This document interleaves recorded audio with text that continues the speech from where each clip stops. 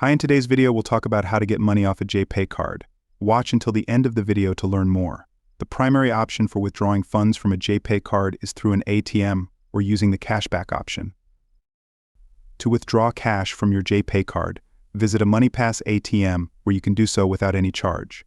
Other ATMs will allow cash withdrawals but will impose a fee. You can locate a MoneyPass ATM at moneypass.com. These ATMs are typically found at locations such as Walmart and credit unions. Using the cashback method, when you make purchases with your JPay card, the retailer provides a percentage back to the JPay company. Consequently, JPay passes some of this payment to your debit card as cashback. You can request the retailer, for example Walmart, to give you cash using the cashback option, though this method allows only small withdrawals.